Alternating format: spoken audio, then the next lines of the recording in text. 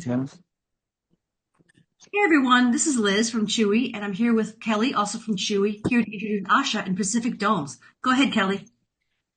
Hi, everybody.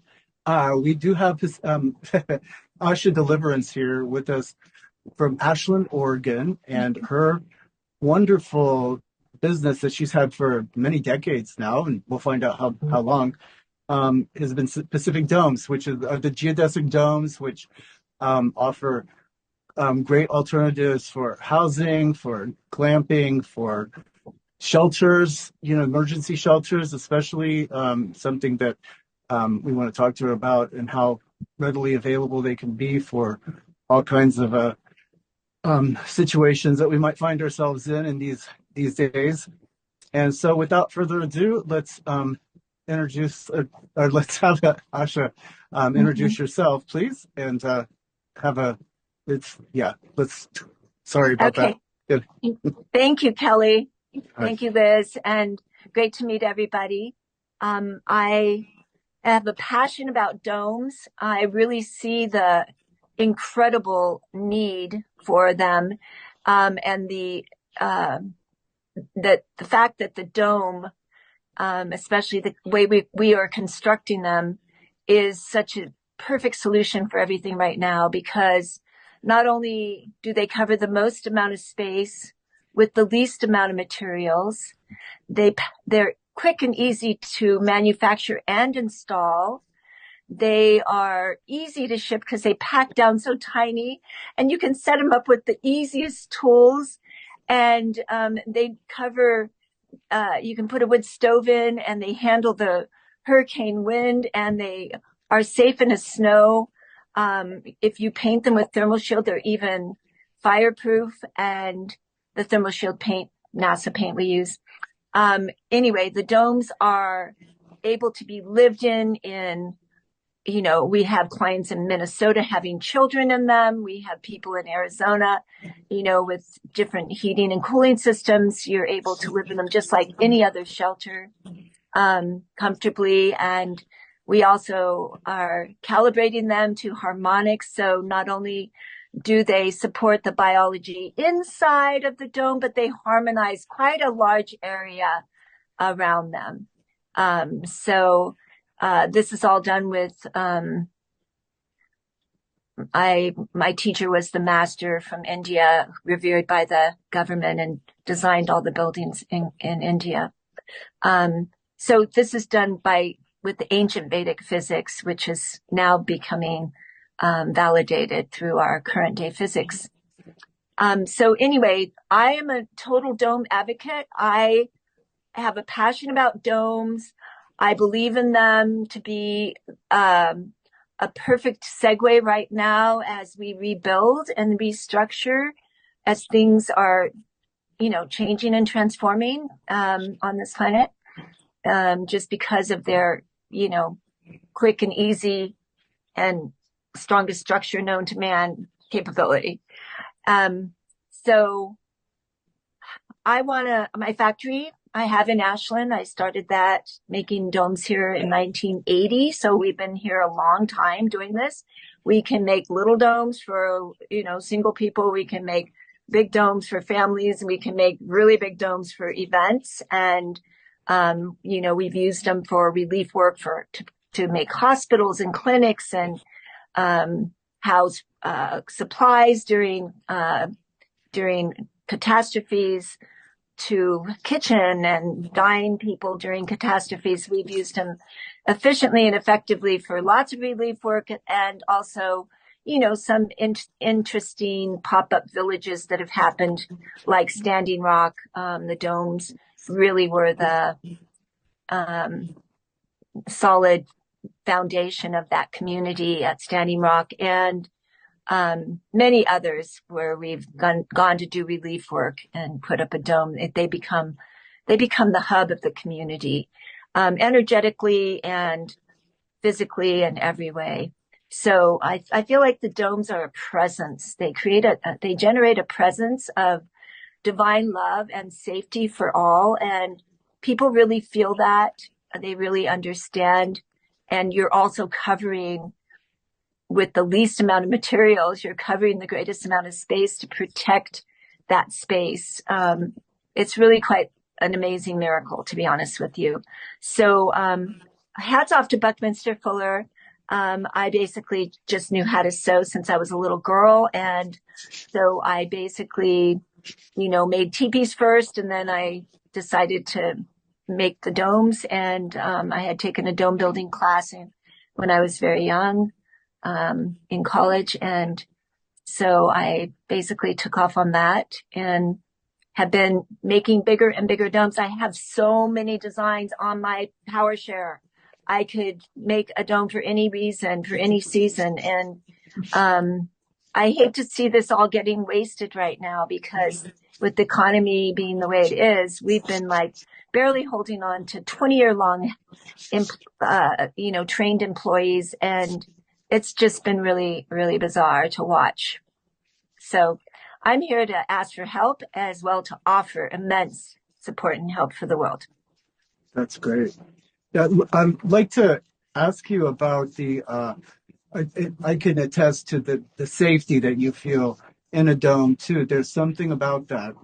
But I do want to ask you about um, like the festivals and such. There's something so magical. I've been to several festivals where there's specific domes, and everybody that knows your domes just can, and I've been in some really big ones. There's like so many people dancing and listening to this music, and this music is so contained. It's like you can hardly even hear it outside of the dome, Yeah.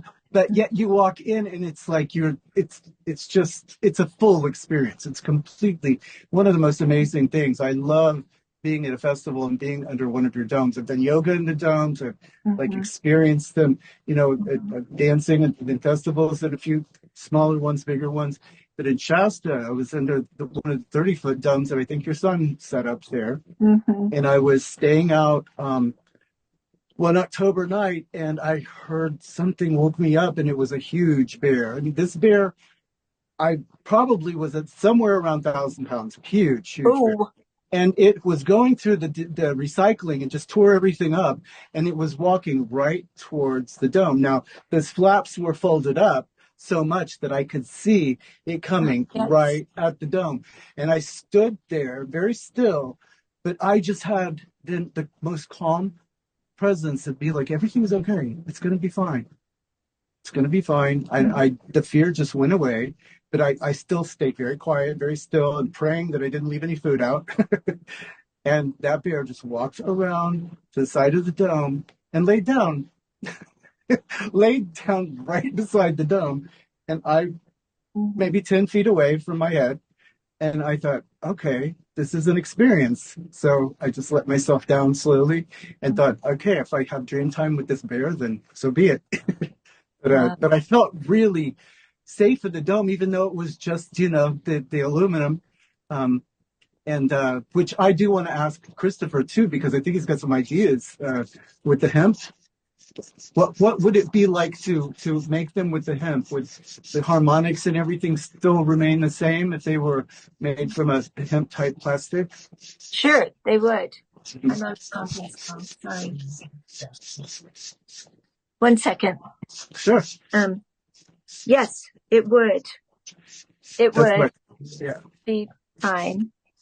And we've covered the domes with a lot of different types of materials. When I first started Pacific Domes, I used to use 100% cotton army duck. And then we used the thermal shield paint on that, which makes it last indefinitely, because the only thing that deteriorates most fabrics is the UV, right? So we started using that NASA paint. Well, they call it NASA paint, but it was developed by a NASA scientist. And it has what they put on the space shuttles so they don't burn up as they leave the atmosphere. It's a little silica boracate microsphere.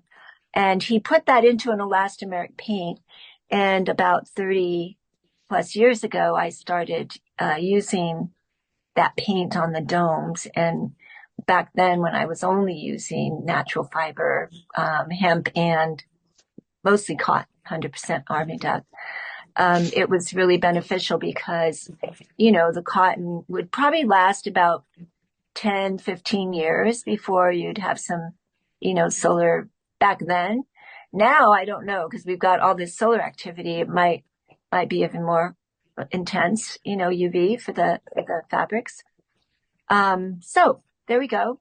Basically, I would say yes to anything, especially if it's a natural product, because right now I'm using vinyl.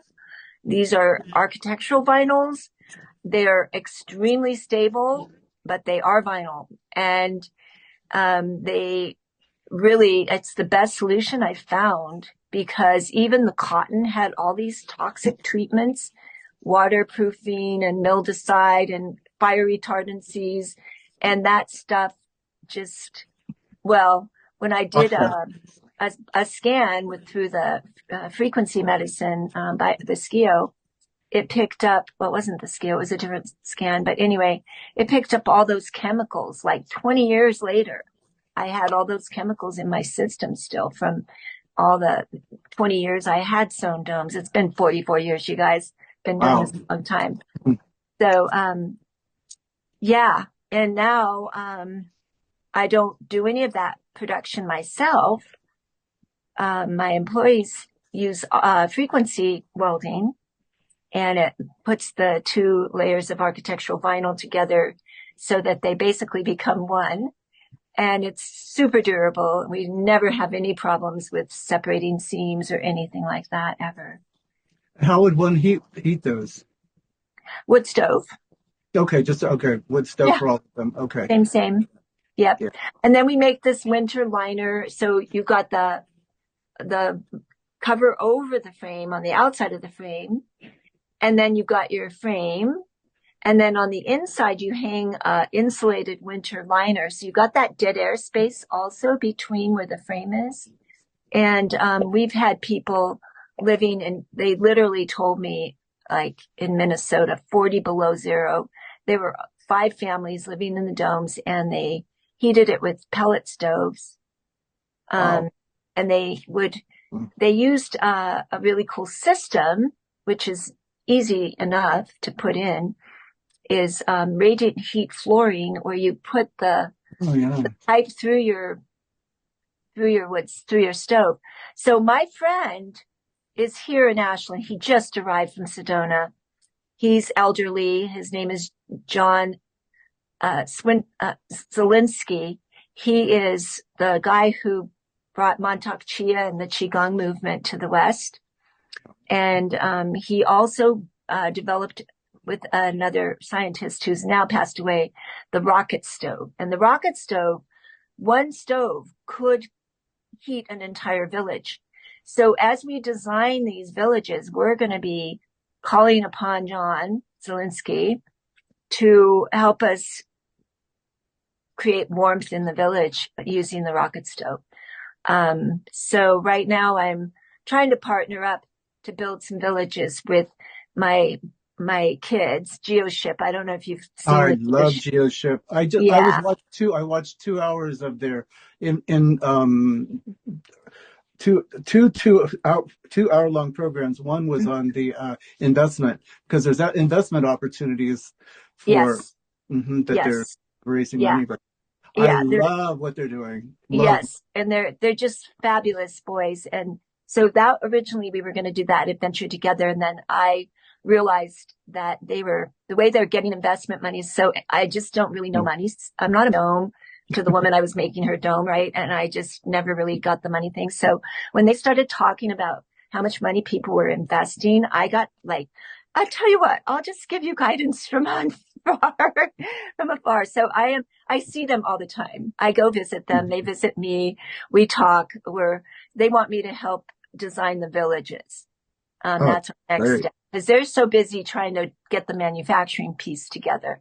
So I'm starting to work on the village plan right now, which we're calling the GeoShip Shire. I'm not sure what we're going to call it, but That's something. great.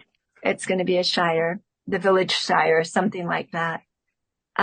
Anyway, we have a lot of work to do, with all of that stuff. And if I'm really good at directing, and I cannot do it all myself. I'm so minimal in my team right now because of the economy. I have really devoted employees who just are here for this, and they're helping me wade through it all. So I'm just hoping that we can get some momentum and get some more Hmm. really devoted people on board to just help design these villages. And we actually spent years, a whole team of people. We called ourselves the Hedronists, people whose lives are devoted to sacred geometry for global transformation. And we designed a whole village platform called Gaia Villages. It's a way that we can engage the entire world with creating village together. And I could go into extensive talk about that, but right now we're just here to talk dome. But what our dream right now with the GeoShip situation is that they're not ready to manufacture and on a large scale. They're going to make a few next year, their hopes, right? And they're already, like pre-investment. I can't remember the numbers, but massive amount of pre-orders are happening on their product. Hmm. And so what they've got a good team of people. They got a good amount of investment money, and they hired some really top level thinkers on that level. So to help make these manufacturing moves. And I think that we need to follow suit with the community. And I'm going to be working with Charles Durrett, who is the man who created the co-housing systems modeled after Denmark in this country. He's also part of why we moved to Nevada City with the GeoShip team. By the way, my grandson stayed down there with them for 2 years, testing all the substrates. Wow. And yeah, we've been very involved, with the whole project. And but the gentleman Charles Durrett, who designed the co-housing systems, is going to be working with us. He's done 50 of these co-housing communities, and what that looks like is you have your individual home, but there's a common orchard, a common garden, a common swimming pool and rec Kitchen. room, and a common concert area, or whatever it is that the community wants to create together. The animals, the bees, everything is done with an organized community, as an organized community would. Was one of the um, founders of the UCSC Farm Project, which is the first biodynamic farm built in the United States, as an educational facility. And that was Rudolf Steiner's main student, Alan Chadwick. So I spent 4 years with Alan Chadwick designing and building this farm with a group of people who I'm still very tight with. And that was 50 years ago. My oldest son, Christopher, was born on the farm, and he just turned 51. So his father was the head gardener, and I was in charge of harvesting and marketing. We got along great. And Christopher is now, have you heard of the Sphere in Las Vegas? Hmm. So he was the main person that put that project together. His company was purchased by Madison Square Gardens to build the Sphere in Las Vegas, and many more spheres. And Christopher and my son-in-law, Joe, are the main techs involved in the project. So we're already starting now to bring a new idea to the world with a healthy sphere that isn't LED. They didn't really love that. They want to do projection. They're projection artists. And so Christopher has a new company called Chroma, which is with Android Jones, who's famous at Burning Man. You probably know him, Kelly. Hmm. He's a visionary artist, and they are collaborating to create content for immersive environments using AI, so they can produce content more expediently, efficiently, and less expensively, and infused with sound and light healing frequency. Nice. That's exciting. Yeah, and they're just getting started, and it's going to take off. I don't know how the universe is going to have to support me big time here because I'm getting so many inquiries for large dome projects. And so I've also partnered with Geometrica. They're my dear friends in their located, their offices in Houston, but their manufacturing is in Mexico and in Monterrey, Mexico. And they make large domes, really large. Like I was just talking to him today about how large because we had a client who wanted to put in Canada, what was he calling it? The Crown Land in Canada. They want to create a space tourist center. And they wanted to do like multiple miles big of a dome covering this land.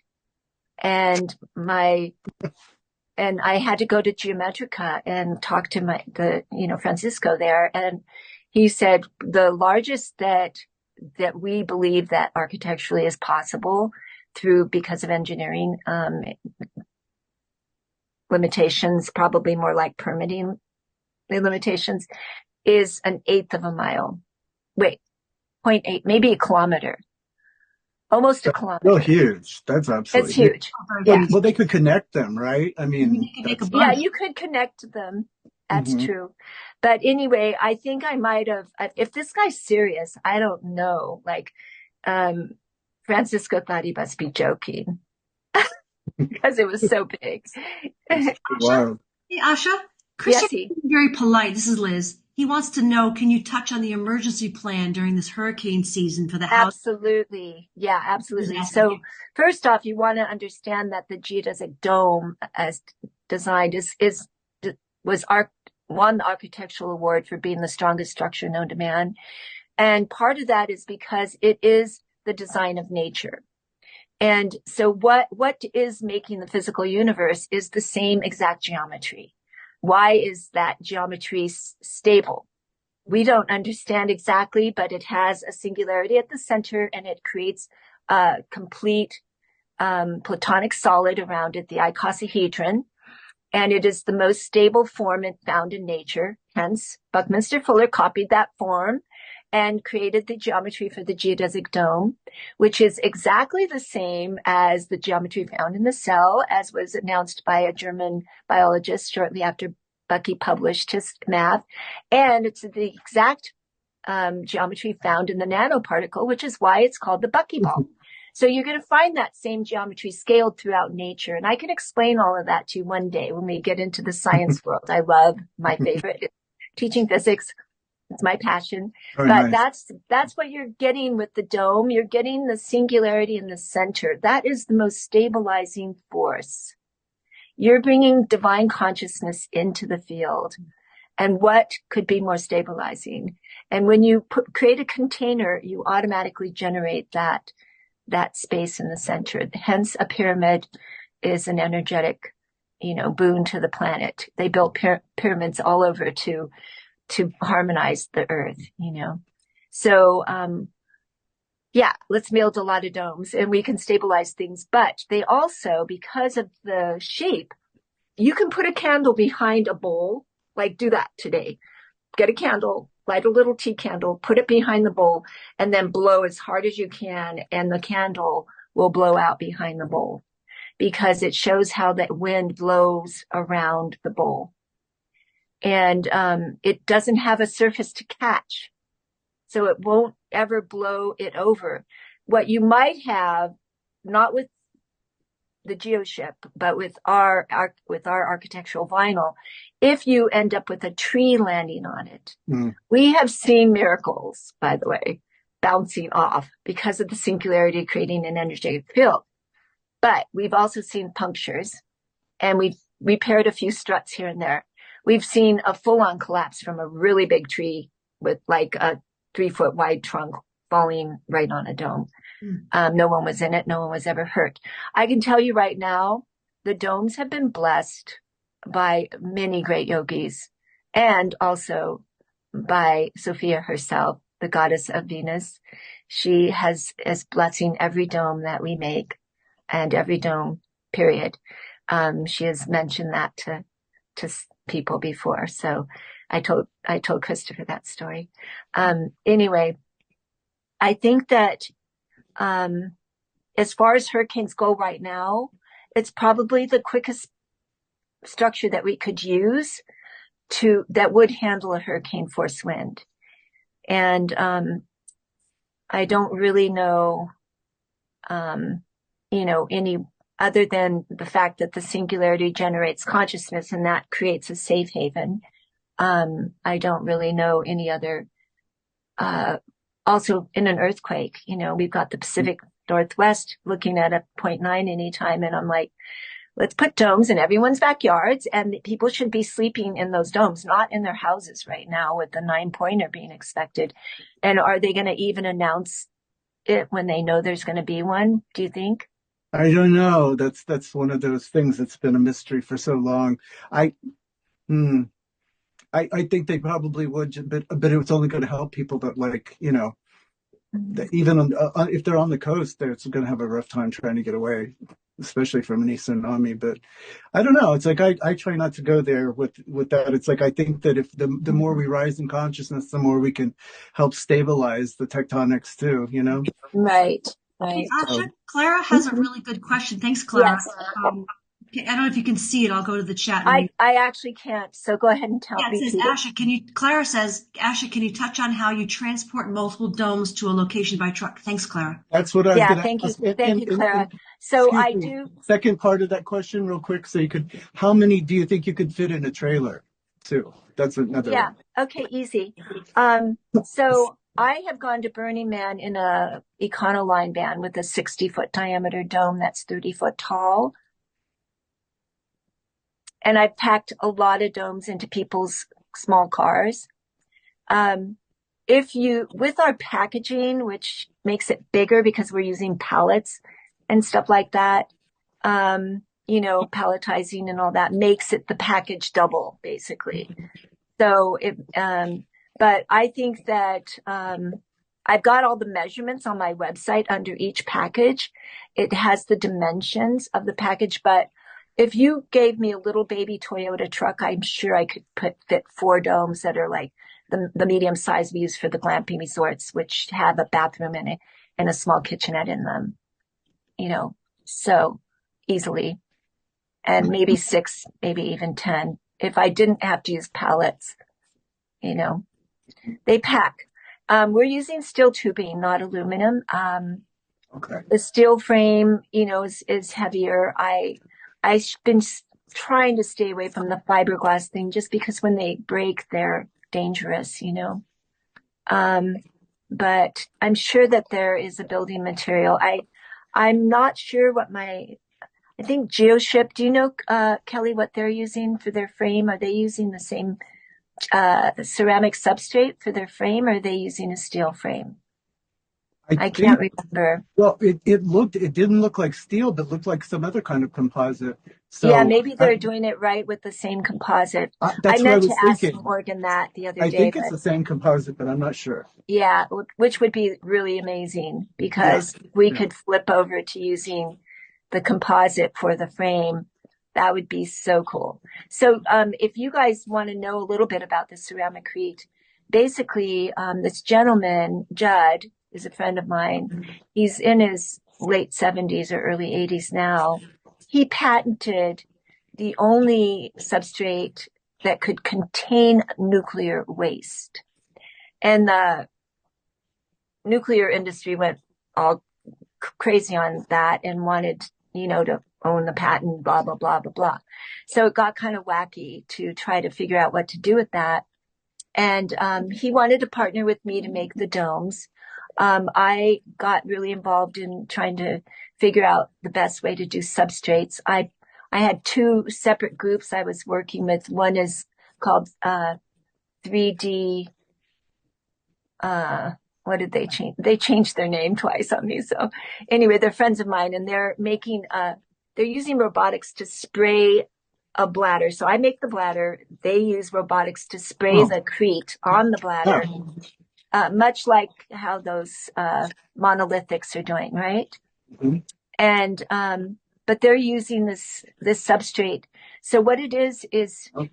somebody figured out what the Great Pyramid was made with, and also the Great Wall of China. And these things are thousands of years old and still standing. And as you know, the Great Pyramid has its center point 1/4 inch off of dead center, which is impossible for us to even do these days. So things have not shifted that much, and that structure is ancient, right? So we know that this building material is very stable, and unlike our Portland cement, which not only takes a lot of energy to produce in this country, but Portland cement also could last 100 years, maybe at best. So we have failing bridges and things like that, right? So if we were using the magnesium oxide substrate, which, was patented with Judd in short, I can introduce you someday. Anyway, all of those.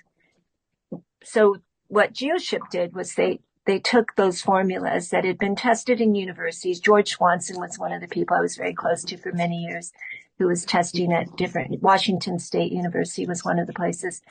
And they were trying to find out these substrates. And so, basically you've got something that not only lasts, we think, thousands of years, it will also keep radiation at bay, potentially. So with solar flares, the way we are experiencing them, this kind of thing, and if we have a mini micronova, which is what some people are expecting in the next, couple of decades, are you guys aware of solar cycles and the ways the sun? Okay, so good. So with all that, we might really need these shelters. They would really be instrumental to keep people safe. So yeah. That's really great. I want to say we're at 31 minutes. I want to invite if people want to come off mute or raise their hands and ask questions. So get to the group. Yeah. Thank you so much. This is so fascinating. I have a random question. Yeah, surely. So you're making me think, because while we're talking about housing, and especially relief housing, the best for folks, what about mini ones to cover your food and your cooking? Like, for energetics, those kits for energetics. Yeah. Yeah. I mean, people do that with pyramids. I know. I do have friends that do geometries. Like, my room is surrounded by people making me geometry. Here's one piece. That piece right there, right? Oh, yeah, we don't see it because of your. You can't see it. Yeah. It's a star tetrahedron. Oh, yes. Anyway, so yeah, there are people making geometries that can harmonize your home. If you look up Maitreya geometries, you'll get one group of people in California that are doing a lot of really cool stuff that way. I've met them, yeah. They've been around for a while, haven't they? I wanted to. Yeah, so Clara, if you want to come off, or Christopher. Oh, yeah. Yeah, Clara, somebody's. Very smart folks. Hi, Tanis. Hi, Marlon. Kim. Christopher, given the work, any other questions that you have? Yeah. Francis from Africa, how are you? Oh, Dorothy's here. Hi, Dorothy. Hey, there she is. Yeah. I can't see. I can hardly see with these glasses. And it's getting dark. Oh, it's so dark now. But I have a quick question. Sure. Asha, I listened to a Zoom you did with Stacy and then another gentleman, and you were covering domes. And in fact, I turned it into a transcript for Sonny Galt, and who does our news, sort of like our newscaster, sort of. And anyway, you brought up baby domes, and I don't know if that was for growing plants, but you named maybe another company, and I did research and I couldn't find that other company, and so I was just wanted some clarification on that, if that was possible. Oh dear. Do you remember bringing something up about? I think we talked about growing spaces. There is another company making greenhouse domes called Growing Spaces. They're friends of mine in Colorado. They make a wooden dome frame with what's that fiberglass stuff that's clear, that you put on Plexiglass. green Oh, plexiglass. No, not plexiglass. It's like a fiberglass hard ripply thing that no. you, Okay. anyway, that's what they cover it with, which is lovely. And, anyway, they make greenhouses, but, growing spaces. But Yeah. but I was going to ask about your greenhouse spaces. Were you through, Dorothy? I'm sorry. Well, the smallest dome we make, we make some small climbing domes for kids, but we don't cover those.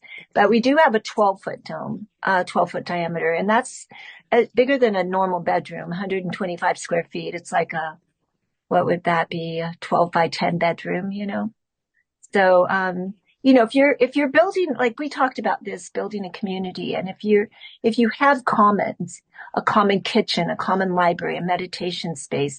I mean, I've lived communally so much. I totally get this. We had little tiny 16-foot diameter domes as our personal space in the community. And then we had community commons for everything else. And that was completely adequate for everybody. We were super happy. That's lovely. I have Tanis. Tanis has a question, then Clara. So Tanis, you want to come with me? Mm-hmm. Hi, Tanis. Oh, hi. I just had to find the mute button. Didn't move. Anyways, hey, Asha, I'm the Tanis that Stacy had put you and I in contact with via email for you to be put on the marketplace. Oh, okay. Thank you. And I never heard anything back from you. So if you and Liz and Kelly are speaking or whatever, if you're still interested in doing that, I'm the one that's creating the spreadsheet for that. So if you want to Okay. give Liz or Kelly that too, Yeah. if you're still interested in putting your domes on the marketplace, then please, Yes. go right ahead, please. Yeah, I will. I have my son-in-law is a marketing strategist, and so I was trying to hand it to him, and then he went to visit in-laws for the holiday. So anyway, when he gets back, he's back actually. So let's get going on that. Sure, we can help. It was just a small reminder. Thanks, Yeah, Asha. thank you. I'll try to find your email. You got to know that I am, yeah. Or you can give it to Liz or Kelly. That's fine too. Okay. They know me too. Okay, great. Thank you. Thank you. Hey, Clara, you want to come off mute? How are you? Hi. So I just wanted to see if you could talk about the financial part, the affordability of your homes. Yeah, of the domes. Yeah. So basically, we ship people a steel tubing frame and an architectural vinyl cover with some clear marine vinyl for windows. If you've been on the website, you'll see that the windows are pretty cool. And then we make a winter liner. So all of that is made with fabric except for the steel tubing frame. And so people build their own decks, usually, or you can install directly on the earth. And like for relief work, we make these, clear, truck tarp floorings that go up the sidewall. So even if it's raining outside, it's dry inside. So we can create hospitals. We make hospitals a lot for like Doctors Without Borders and different relief stuff. So, and the cost of that, compared to, shipping and manufacturing a larger, more solidly built thing are going to be a lot less because it's just packs down and ships. But we are made in the USA. I am not made in China. And so things are spendy here, and my pricing is higher than the made in China copycat domes you will see online, which has greatly hurt my business because, if they can produce something out of inferior materials that off gas and nobody even wants to walk in, they come with no instructions and no customer service, then they can undercut me. And then people have a bad view of domes. Not only that, we've seen their stuff blow apart in the wind because they made it out of really bad materials on the large domes, but also it's hard for the people who, I have lots of people coming to me and, like, hey, this thing is off gassing a year later. Can you replace it for me? That sort of thing. I wanted to ask you about the off-gassing of the vinyl. So it's like of course, you've had that tested. I'm sure you're quite picky about all of that. But are you using the same vinyl with the greenhouses as you are with the No, others? Okay. no. With the greenhouse, we use greenhouse vinyl. We use top quality greenhouse vinyls. Okay. And the reason is because the clear marine vinyl, it allows too much light for the plants. So when you're doing a greenhouse, you want some opaque, a little bit of, blocking the light. Right, right. So we're using the greenhouse vinyls, which also have a scrim, like a polyester scrim in them to strengthen the material. So yeah, it's a different fabric. Anybody else have questions? And as far as the pricing goes, I didn't give specific pricing, but because we make such a diverse amount of sizes, I would say the smallest one runs about 8,000, and the largest one, well, I'm quoting a $2 million project right now, so. How many acres does it take to create a community? I mean, I guess it would depend on how big you want the community to be. Yeah, of course. Yeah, absolutely. But yeah, the ones that, say, for example, the one that you were involved with. Yeah, I've been involved with many communities. I can give you a clue. The UCSC farm project, we had 20 acres. And on that farm, we had some animals. And we had draft horses. Yeah, Rudolf Steiner's hardcore, like natural. Mm-hmm. So we worked with draft horses. We had bees, we had chickens and goats and all of that, and we all lived there. There was probably 15 of us living there on the farm. We lived at that point, I was making teepees for everybody. Santa Cruz's mellow climate. So I started with teepees. And we had maybe 4 acres of orchard and an acre of berries and 5 acres of vegetables. And, it was pretty well utilized 20 acres. And I would say that's plenty ample for more than 15 people. I would say maybe 30 people could have. Well, I later went on to help them make housing, which is still there, for 35 apprentices every year since we left. Wow. So the teepees are no longer there. There's more of a cabin type structure that's there for the apprentices, and they come in every year and train on 10 months of farming. I think they got some woke thing happening in there that shut the farm down. I don't know exactly what happened, but it didn't work out very well. And now the farm's not doing the apprenticeship program, but there were, since we left, there were pretty much 50 years of apprenticeship programs running through there. So if you figure 35 biodynamic farmers produced annually for 50 years, 1,500 biodynamic farmers. So yeah, and that one. Yeah, it's pretty that cool. one in Hawaii that was like, I'd been there. Yeah, that's too bad that they had some issues, but yeah, that's it, because it's not necessarily accredited, but it's certified biodynamic. Is that what happens? You get a certification through that program? Yeah, I think they have a certification now. I've been sort of out of the loop of that piece, but yeah, I think you can get a certification. So, Christopher, what was your question? I saw it pop up, but I can read it for you. Asha, he says, if funding isn't an issue, how long do you estimate it would take to make and ship 200 domes for those displaced by flooding in this hurricane season? I'm thinking Western Africa, Western North Carolina, Christopher, something like that. Yeah, he's nodding. Well, I'll tell you what I would do first up is I would head over there and set up a manufacturing. North Carolina is the hub of the textile industry, and those buildings those big warehouses are sitting there.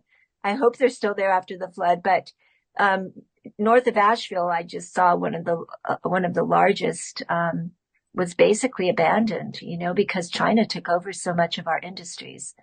And first thing I would do if I had resources is I would head to North Carolina. I would head to Africa. I would localize dome production. I have all the patterns and the know-how. We just need to train people to go and set up manufacturing globally. That's all. And that would be step number one. It's going to be much more effective for us to train people who can go and do this. So if the repository opens up that Kim's talking about, people can use this take this on as a business, and you could come train or get some training and help. I would try to make a hub spot where people could come and train. Yes, exactly. Clara, come on. And it could be in Ashland because I've already set up there, but then we could go out and set up shop everywhere. Exactly. Clara, what's your question? Or Asha, one time you had mentioned, or you mentioned several times that you could have a dome set up in hours, just a few hours. Yeah. Mm-hmm. So could you expand on that, how long it takes? Yeah, exactly. That we moved a 20-foot dome, deck and all, because we've got deck designs that are portable. We moved the whole entire dome from the middle of the forest to a meadow. We had to take it completely apart because we couldn't walk it through the trees, right? And it took 4 hours from the beginning of taking it down to the end of putting it back up. And yet that structure, I have clients here living 30 years later in their dome, that size. So how long do you estimate that if you were making a shire, so to speak? Yes. How long do you think it would take to put something like that together? Well, once again, if we had resources, like I had literally, if I could bring back my trained staff and offer them decent, reasons to leave whatever they started because we were so slow. I could do just from my factory. I could create 3 domes a day. And then all hands on deck to put them together.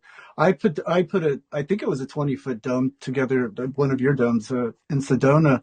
Mm-hmm. It took 3 of us because we were stumbling over ourselves and being silly too. We weren't exactly that focused, but it was about 3 hours, I think. Yeah. Mm-hmm. Like that. Mm-hmm.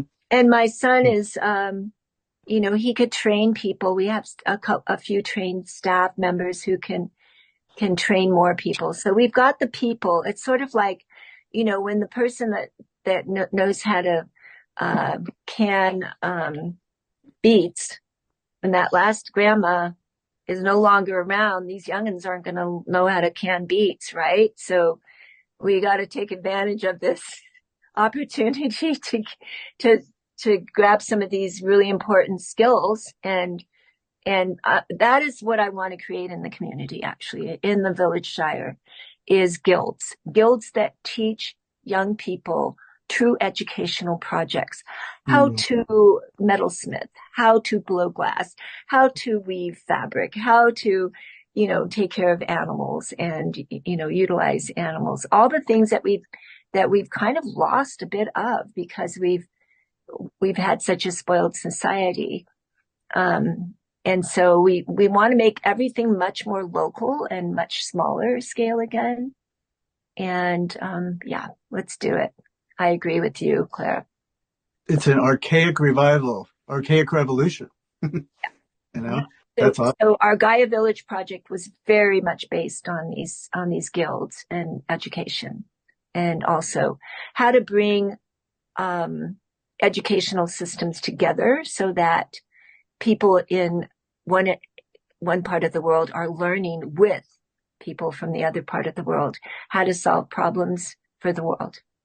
And I have some of those ideas going on. So Asha, it occurs to me as well that perhaps if you haven't already, you could put your own training and knowledge of geodesic domes on a HubSpot, on a training platform that people can pay for or whatever, however you want to offer it. So Really, absolutely. I would love to do that. I thought about making kits. yeah. You know, we could cut patterns. We could cut a pattern and then I could just teach them the old school way. So people could just build, this, it would be a little slower than what we do now. The sewing. Yeah, no, not by hand, but with industrial equipment. So we could go back to the cotton world.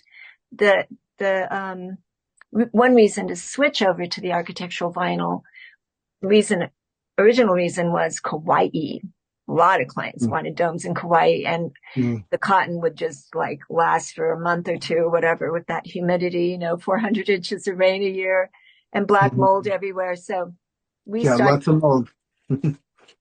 We started using architectural vinyl over there, and it's just so easy to clean and keep it alive and well. Dennis, come on, ask your question. Yeah, you kind of brought up something very interesting because a lot of the things, so I'm a really big into hemp, Asha. Yes. And so hemp, you can make it into anything really, but the material, I just want to touch on that, is anti-mold, it's salt resistant, it's UV, UVA, I mean, like everything. I know. I was really into hemp. Sorry, I have a squeaky chair.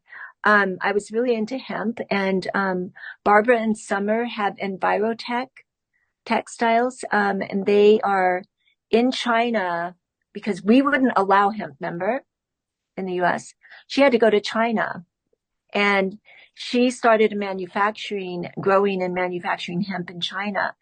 And she's considered a saint in this village because she has 70,000 people employed with hemp. At least she did. I hope she's still there. And I bought my hemp from her. I had begged her, make me a hemp canvas. Canvas is called canvas because it was made of hemp cannabis, right? And she still has not managed to pull that off. There is not a hemp canvas that is watertight. And so I was buying hemp and coating it with that NASA paint, the ThermoShield paint. And it just didn't work out very well. It would melt. Somehow it would melt. Can I interrupt you for a second, Yeah. Asha? If you look into the cellulose in the hemp stalk, okay, the cellulose is, if you use that as your coating, that, I don't know, there is a process, but if you want to deep dive into the cellulose part that no one is extracting right now, that cellulose is going to be your game changer right there, what you're talking about with waterproofing. Okay. Well, I love that. That's amazing. Yeah. So, I don't know anything about the hemp industry other than that Barbara told me, when hemp became legal, she said it's going to be at least 10 years before anyone can afford to build a hemp textile manufacturing plant in the U.S. Well, there's actually one in Asheville, and it's not producing everything that we need it to produce, Okay. But there are really great restoration ideas, and one of them my friend came up with, who's currently in Sedona. He's actually the only person I know of that was actually born in Sedona in a bathtub. Anyway, he's in a bathtub. How cute. right. And he's a really bright individual. And he said, why don't we take the logging manufacturing plants that have been, defunct for a long time, clean them all up, clean up the soil and everything around it, and then convert those into hemp production, because it's all about resources, and there are trillions of dollars to for these projects. I think Kim said $27 trillion just for the. Well, I'm here to help guide or help organize if anybody has the passion to get something done. My focus, of course, is going to be more on the model villages and educational platforms, but after I get the domes localized. This is Bucky's message to me. Localized dome production all over the globe. Okay, That's awesome. that's where we're heading, right? Yeah. So one So, thing at a time, right? yes. So I see that can happen. I mean, we've already done manufacturing in Europe, and I've trained some people who went off and did their own thing in Chile and in Australia and Europe and different places. So they're just using our patterns and manufacturing in different places. And I think in China, they reverse engineered everything and did the same. So yeah, we know it's been tried and tested. We can do this. Hey, Awesome. Asha, sorry, Kelly. Michael Spencer is asking, what's the best way to get in contact with you, Asha?